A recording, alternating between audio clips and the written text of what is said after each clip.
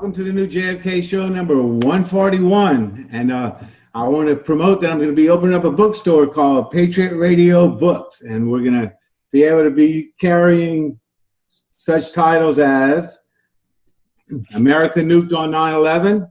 Now, everyone has to have this book here. Yes, and we didn't, I suppose we didn't go to me.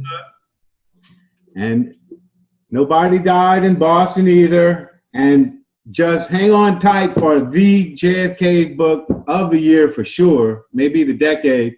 So that one's coming up real soon. So anybody want to talk about that one before we get started? Oh, I think it's great you're going to run a bookstore. Gary, I think that's simply sensational. Of course, Don has chapters in the American Nuke book.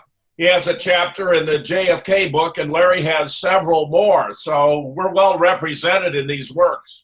Yeah, so I'll be happy to put them on my website at the bookstore. So, all right, so tonight, are we going into this right here? Yeah, we're going to do the man who's rooting for Puerto Rico to beat the U.S. national team tonight in the World Series of Baseball. That's right. 9 o'clock. Very exciting, Larry. Very exciting. Jim, from Dodger Stadium, no less. I love it. All right. So y'all just be patient as I scroll up and down, and I think we'll have a smooth show.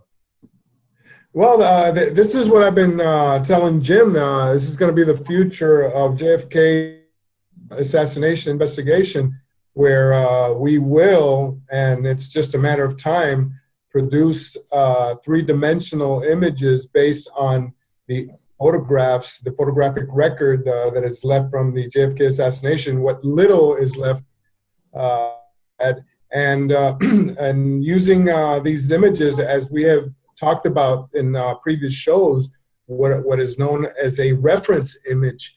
We can just nowadays just plug into Blender and other 3D software. And Blender's not the only one, I might add. You know, you've got SketchUp. Unity is used to make games, okay, in 3D games. Just about, I'd say almost 100% of games are made with from the Unity platform.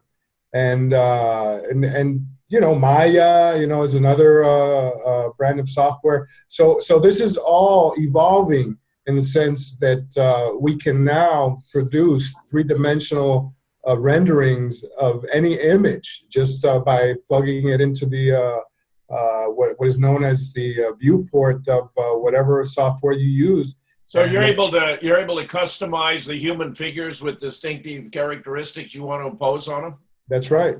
That's right. Wonderful. That's right. And how does it apply to the JFK assassination? Well, obviously, we can start with number one, the Zapruder film and the Altgens 6 photograph. So when you turn all these images into 3D, then they kind of reinforce the Warren Commission angle of a lone assassin, right? Absolutely, no doubt about it. Oh, yes.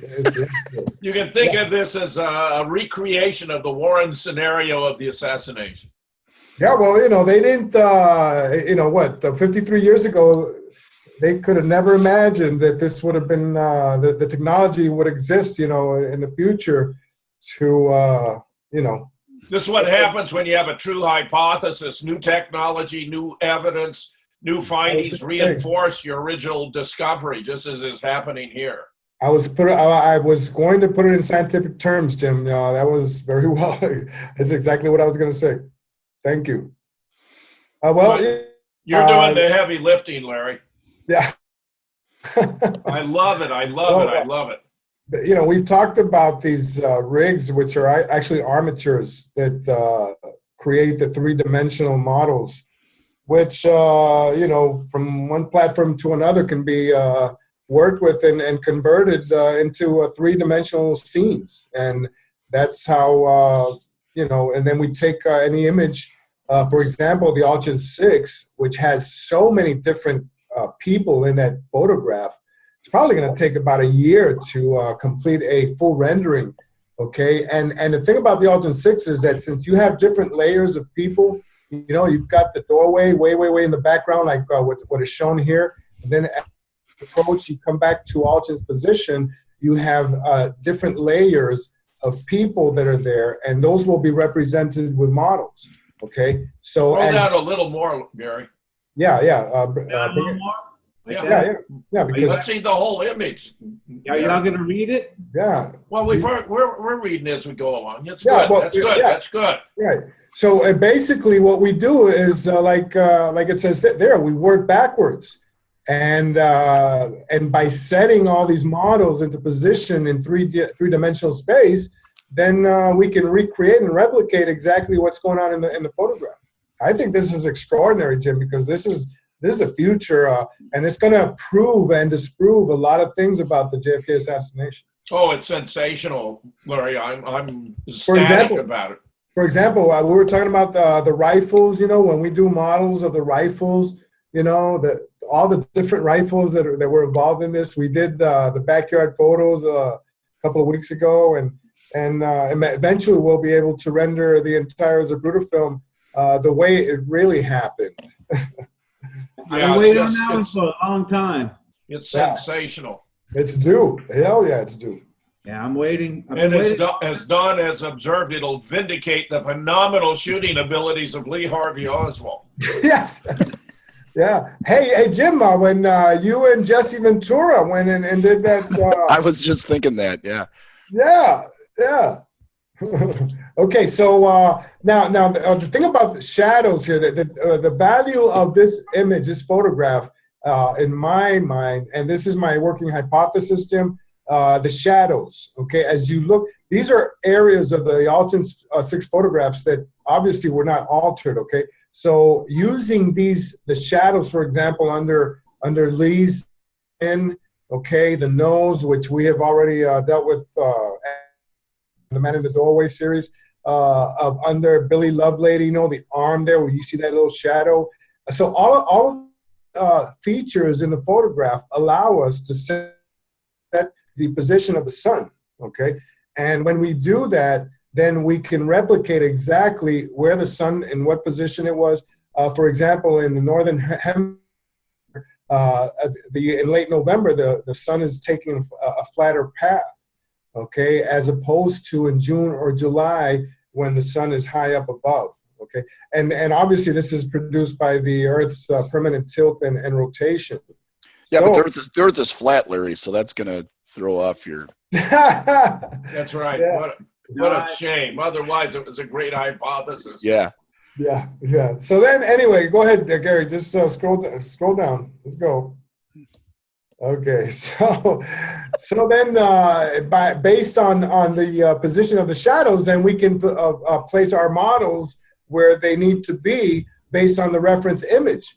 Okay, now this image here shows, for example, up above, that yellow little circle, with the things around.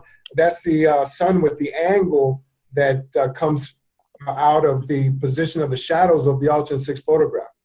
Okay. Now the sun orbits the flat Earth at like 5,500 miles. It's just up. amazing. It's just amazing. Yeah. So you see what I'm saying? So once we set the shadows in the scene in Blender, we can come back and show you where the position of the sun is, which produced those shadows. Okay. So go ahead, Gary. Let's go on to the.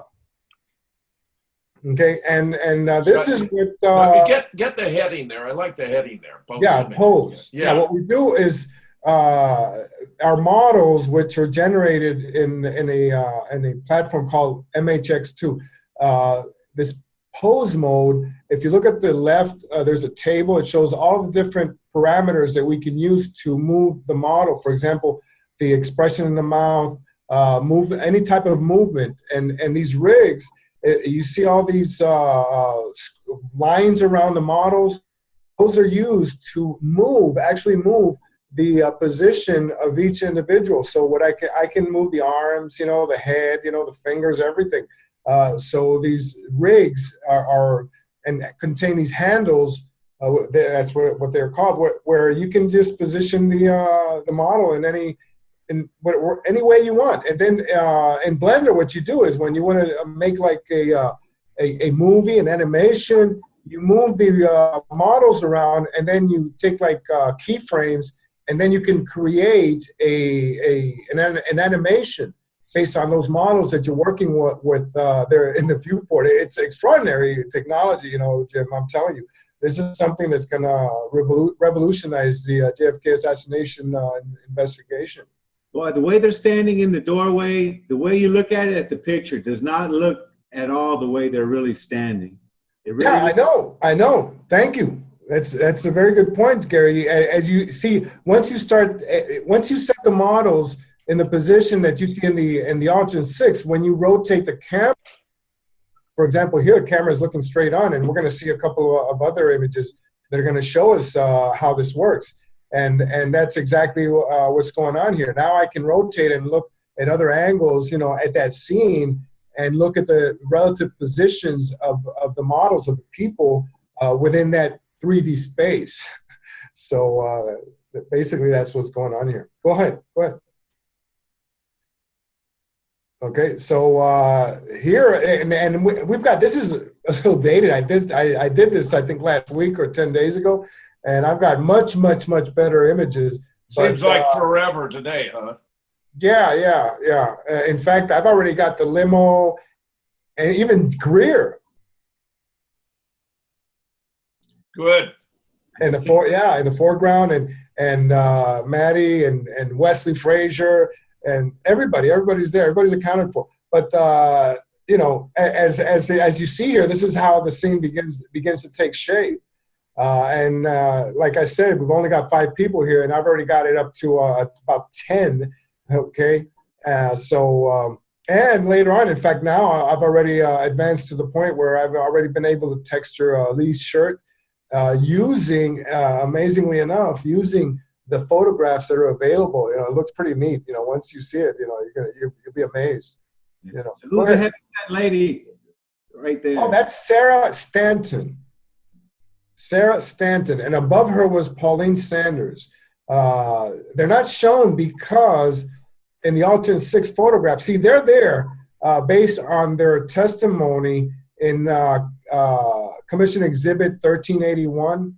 Okay, which was the only commission document, Warren Commission document, that contained an entire collection of supposed interviews that every employee of the Texas School Book Depository did with the FBI. Now, none of these statements were signed.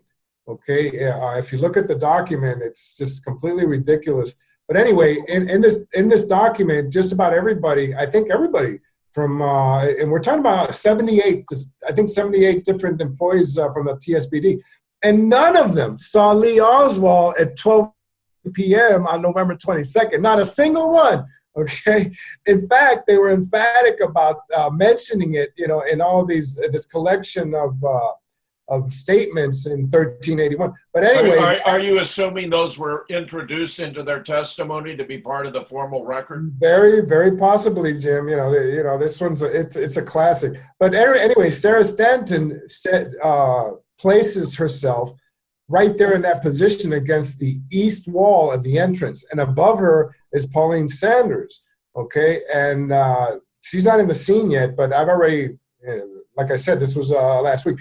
But little by little, we are recreating and reenacting that scene in the doorway. Okay, and it's important because, first of all, let me tell you what I just discovered today. The position. Remember, we talked about where they changed the entrance of the building, of the entrance there, where you know what it is today is not what it was on November 22nd. On November 22nd, it was only 3 feet, that landing up there, because if you study the entrance there, after that door, that glass door, there was like a foyer there because there were some radiators there, because like in winter, once you go into the main entrance, you've got to you know, so that the heat doesn't escape the building, so they have that foyer there in between, and they have double doors, right? So that entrance was taken in about 9 feet, and we had Ralph Sinke's daughter-in-law go out there and measure that with a tape measure, and we've got that one. In fact, it's been that photograph has been all over the internet. I've seen it copied and replicated in a lot of different studies.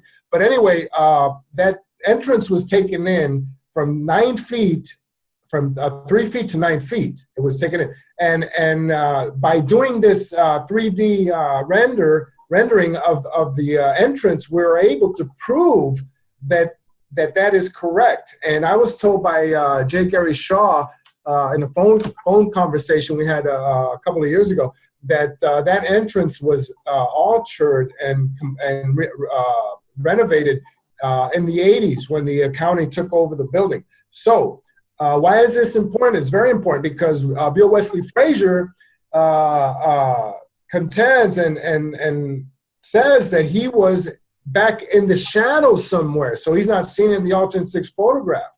And by doing this exercise, we can see that that's not the case at all. We know that he was out there in the sunlight, and he's seen in the Wigman. And like I have hypothesized, and I've said, and I've written about this, that Wesley was, unfortunately, he was erased out of the Altgens 6 photograph altogether because he could have been an alternate patsy. I believe he was the very first patsy in line because of the British Enfield rifle and so many other things. He disappeared for 5.5 hours that night. He flunked the polygraph test that night, which is, has completely disappeared.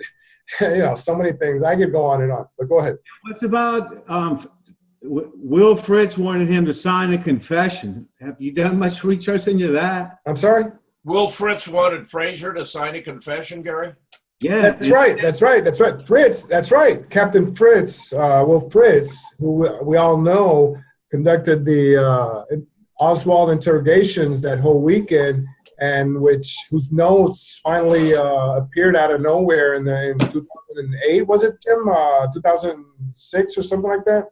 Do you remember when Captain Fritz notes finally I think that's right. Yeah, 2006 sounds right. Yeah, right. So and we know that Fritz was deep in this whole thing, and it seems kind of strange that on the Friday night at 10:30 or 10 o'clock, whatever, Frazier. First of all, they were done with Frazier, and they sent him home, and then they radioed the car they were taking Frazier back home to turn around and go back and take a polygraph. Okay, at the city hall. So he arrives there, and Frazier tells us that Captain Fritz came into this little room where he was by himself, and there were a couple of cops outside standing guard. And they asked, and Fritz came in and with a ballpoint pen and a confession. He says, "Sign this." And Frazier said, "Hell no." And he said, "You and I are going to have a fight here right now. If and I don't care that there's cops out there, but I'm not going to sign it." But anyway, Frazier, describes this, which I think is extremely important because this had never been described before, and I don't know what's wrong with some researchers, that, they've been ignoring this, Jim. I think this is an incredible revelation by Frazier. Along with all the other, I'm sorry? Yeah, Will Fritz's notes are just a revelation. Right. Where he says, he was standing outside with Bill Shelley, But anyway, go ahead. Let's. Okay, yeah. Here's a little close up of that scene, and when we're talking about it and we're playing with this thing about the shadows, you notice how the shadow under Doorman's chin has like a little notch. Okay, can you go down a little bit, because I think this is very significant. This might be another confirmation of our hypothesis, which it's not a hypothesis anymore. It's accepted. It's Lee in the doorway. But you see that little notch under his chin. Because when I modeled this face, this head, I created the notch. What do you call it? The cleft. Yeah, the cleft. Right, the cleft. Okay, and when the sun hits that area, look how pronounced it is, in the area of the neck, right below the neck, the Adam's apple. Okay. Okay, are you following me? So on the right, when you look at Doorman and you look to the right, you see a little indication of a notch there to the right where the shadow bottoms out there. Are you guys? Yeah, right there, Gary. Yep. Right, exactly. So you know, we have already proven it's Lee, but this might be, you know, and this is a new hypothesis, and this needs to be worked on. But this might be another more proof that it's really Lee in the doorway, you know, because Billy Lovelady did not have that cleft, okay, but Lee did, all right? And we see it. That's actually the shadow from the cleft in the chin. That's what I'm saying. Wow. That's what I'm saying. Wow. You can see it here, and then you can see it here. That's what I'm saying. So wow, that's terrific. So that's a great find. That's a great find, Larry. And how does this happen? Because of Blender. Wonderful. Sensational. Yeah. So I think this is even more, one more nail in the coffin of those people that still insist that it's Billy Lovelady in the doorway. Yeah, it's wonderful. Wonderful.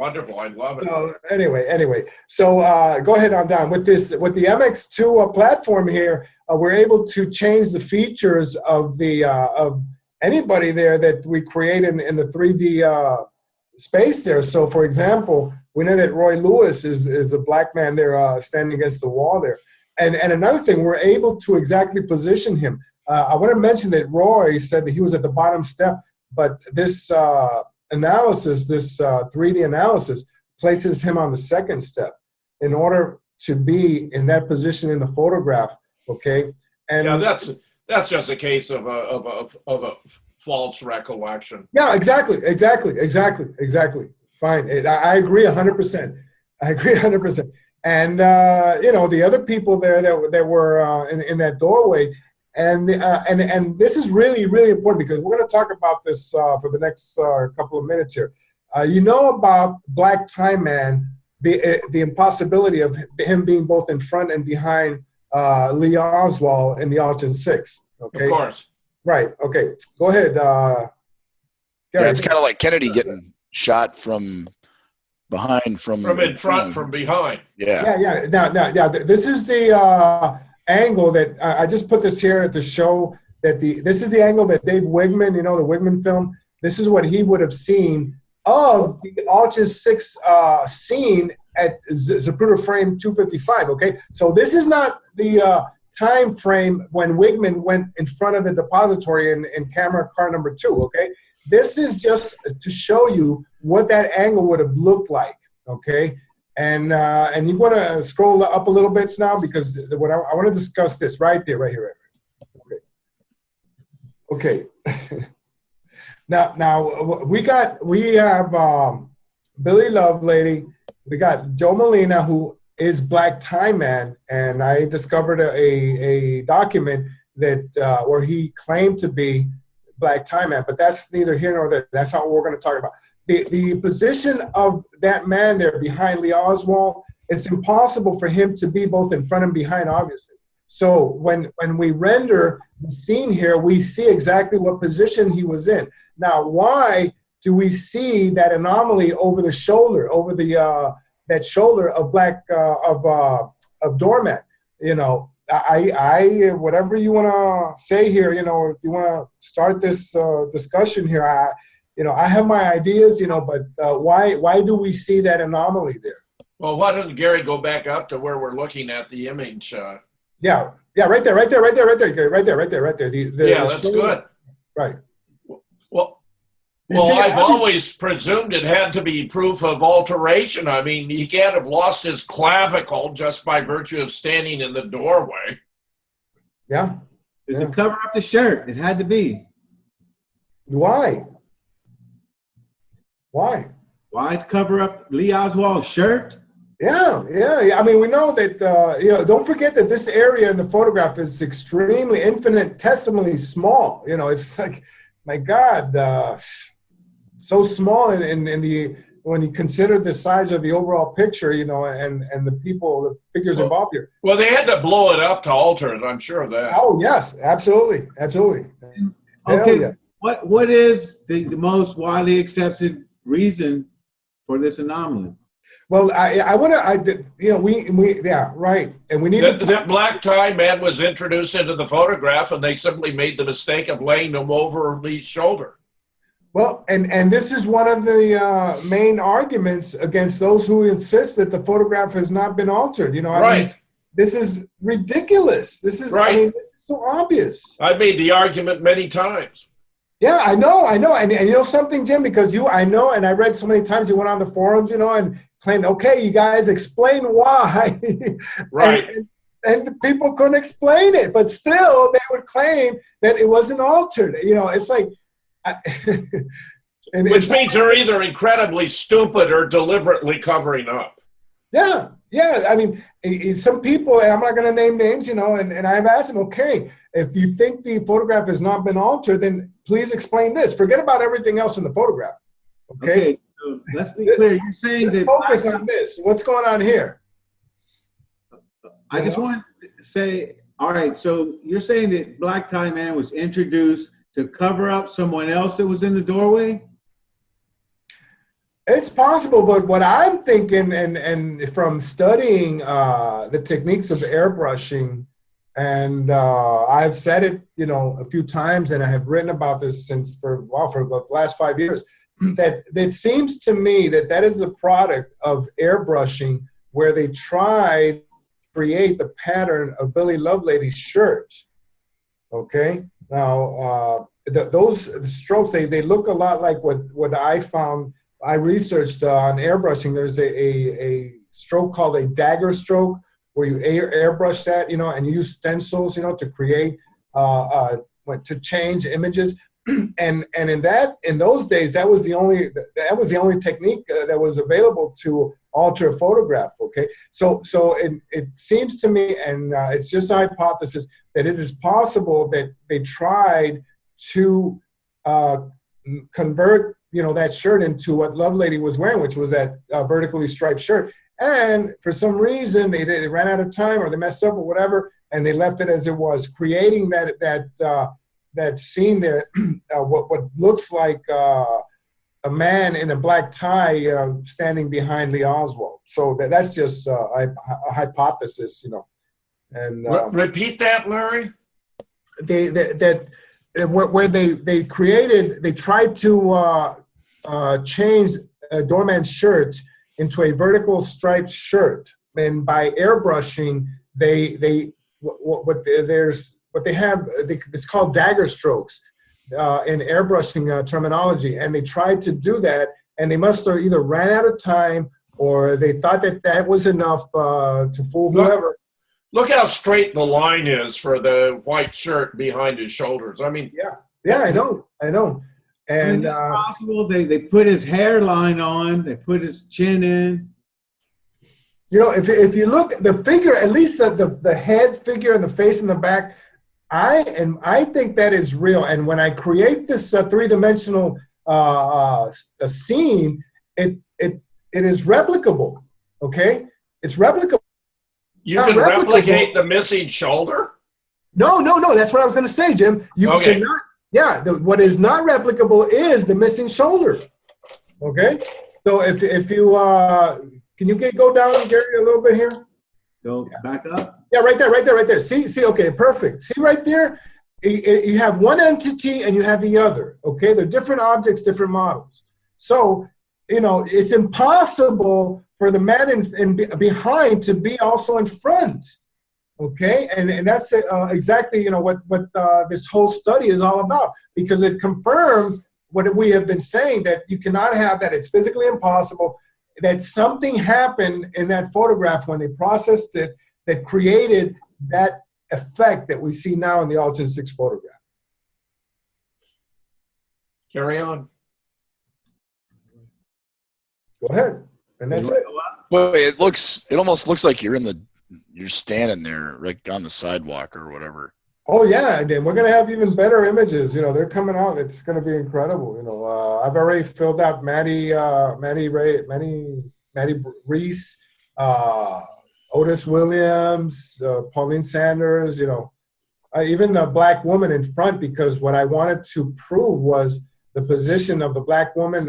We don't have a copy of the Altgens 6. We always do. But you know, that black woman where the hair extends up to obfuscated man. You know which one I'm talking about, right? Yeah, Jim? well, flip up to it. So I don't think we. there Yeah, you right go. there, right there. Yeah. Okay, there she is. There she is. Right. Okay. You would be amazed, and I think somebody confirmed this by checking out the Croft photograph, where this group of and we've talked about this before. This group of African American people, they were not that close to the doorway as they seemed to be because of the foreshortening of the image, because of telephoto lens and whatever. Okay, so they're a lot closer to Altgens on the curb of Elm Street. Okay, and what we've been able to do with Blender is position that model precisely in that space where the line of sight from Altgens to the doorway is exactly replicable.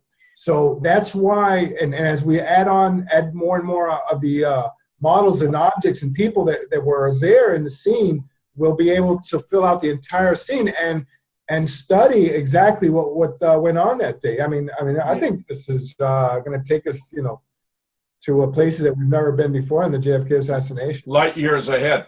It's just so brazen that they wanted to, convert Lee into Billy Lovelady when they're both there standing side by side. When you come right down to it, they didn't have a choice. Yeah, I know. And when Grodin and Bruton went to Denver, to Aurora, they, Billy said, he said, hey, Lee could have been. No, it wasn't that he could have been. He was there right next to him, okay? And he knew it. He lived with that throughout his life, and he... Grodin has spent much of his life covering it up.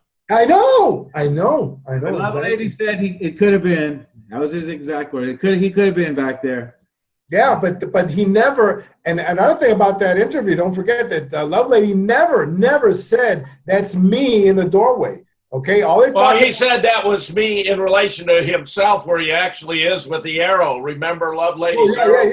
Yeah, that's in 369. Yeah, but I'm talking about in that interview where he never says that's me. All they did was they said, that I was wearing a checkered colored shirt, but they never in that whole interview say, hey, is that you in the doorway? No, never. Forget it. Because I think Billy at the end... They were afraid he was going to speak the truth, Larry. Exactly. I think at the end, Billy was saying, look, I'm not going to carry on with this charade anymore. You guys do whatever you want to do. And, but I'm not going to sign. I'm not going to do anything. And it's over, And I think that's what, in the end, probably even got him killed, Jim, Yeah. As long as he was willing and pliable and played along, he was okay. Yeah, it happens. I mean, it's we know all about that. Was this the totality of this blog, Larry? Did we? Yeah. I was going to say, Larry. Now, the other researchers in the the JFK research community, now they've been supportive of your work. They're mostly keeping their mouths shut. They don't want to touch it. Well, it all depends. My buddies, hell yeah, but the opposition, who cares, Why would they admit a decisive disproof of their position? Yeah, I mean, remember with the work we did with the Harper fragment? I mean, that alone, Well, there's a guy that's on every Thursday night, pretty much. On another JFK website. Someone we know. Someone for whom we have great affection. Yeah. Now, has there been any sort of reviews, of this new evidence? I think Len is so far lost. I don't think he has any idea which end is up anymore. Len had the best interview in 50 years in Jerry Coley, and it was very disappointing. Yeah, that was a good show, Larry. Hey, we got Wesley. You're gonna get away from me, Wesley. Well, he loves you, I'm sure. Yeah. It almost makes him look like he was obfuscated, man. No, yeah. Well, obfuscated is right above him. Now, see, obfuscated man with Otis William, that short, very pudgy man. He was the head of the credit department. He's right behind him in the black suit. Why did they have to obfuscate his face? Because I think when they took out Frazier, they had to mess around with that area. I mean, there's another obvious phenomenon, feature of the picture that's inexplicable unless it's been altered. You got a man whose face has been scratched out. Do they think the camera took it that way? No, and Jim, another thing, you know that Billy's shirt has also been whitened out. Yeah. You know, Black Hole Man, the shirt has been whitened out. You know. Yes. Go ahead, right. All right. So obviously they already knew what shirt Billy was wearing at the time. Yeah. We'll stay on topic. Okay, here I changed the shirt of Obfuscated Man, and if you look at the scene here, you know, everybody is in the exact same position as you see in the reference photograph. Okay.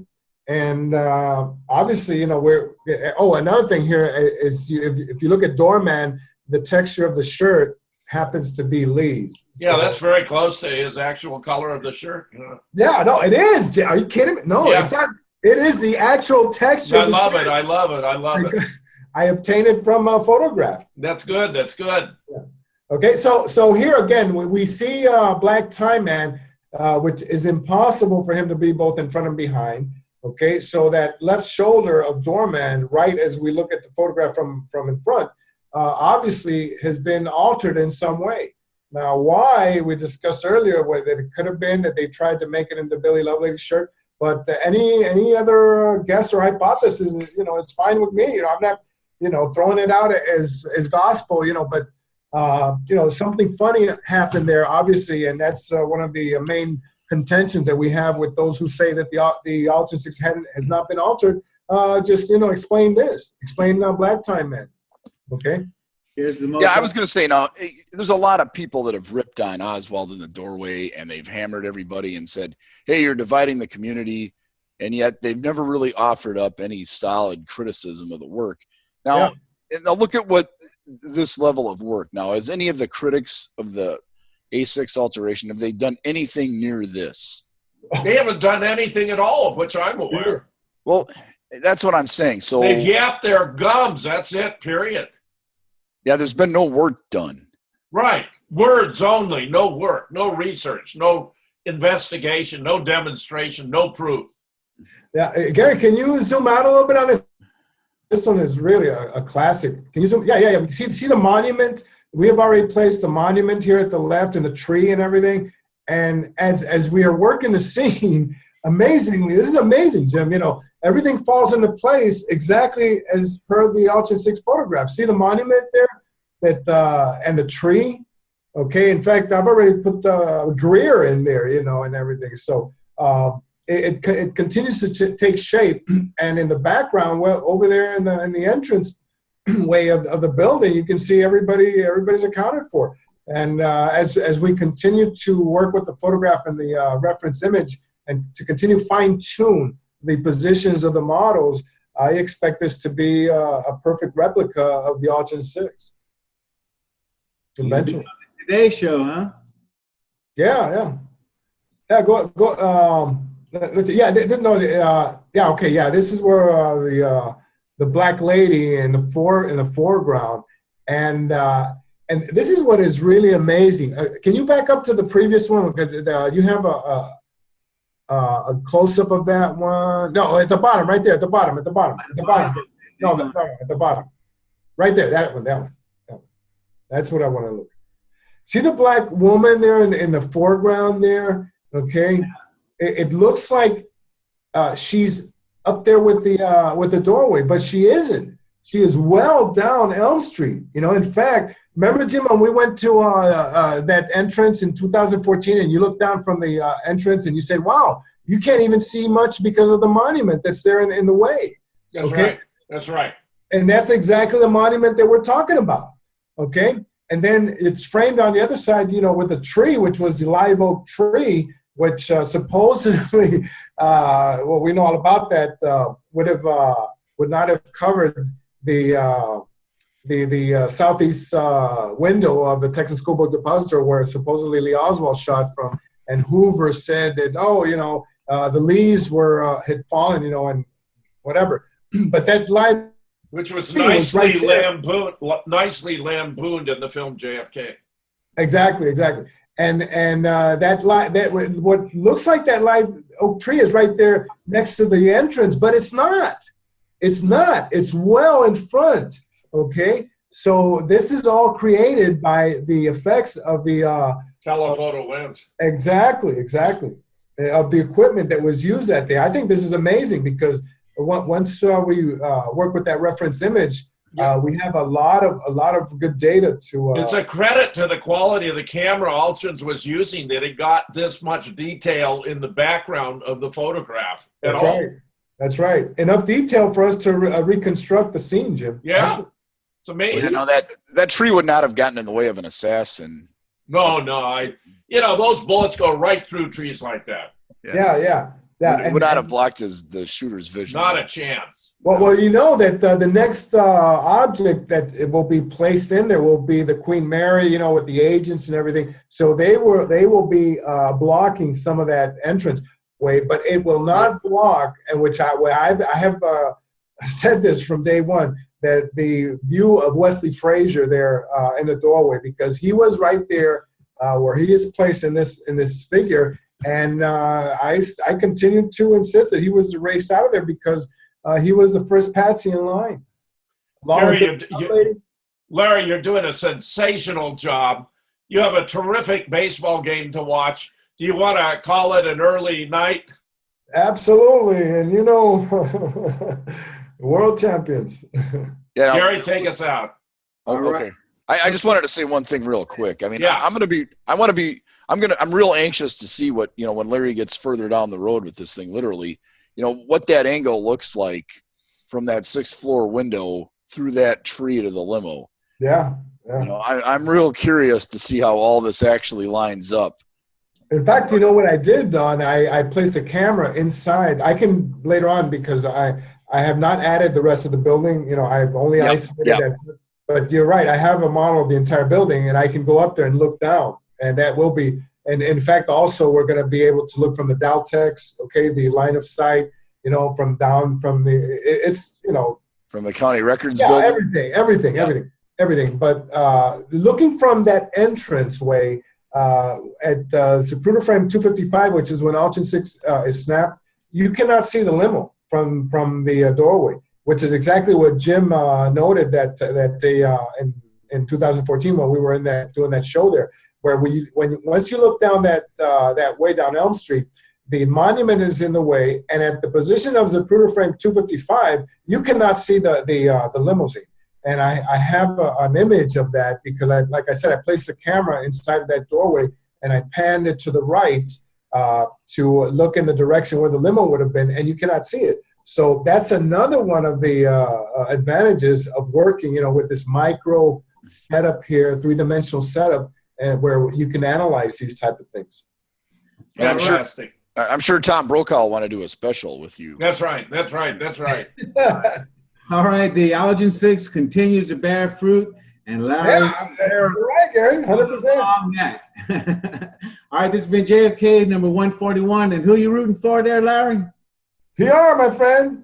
Watch it at 9 p.m. It's coming up now. Hey, Larry, I'm with you. I'm rooting for Puerto Rico, too. All right. Yeah, watch it. It's going to be on TV, on national TV now. Thanks. Good luck. Thank you, guys. Good show.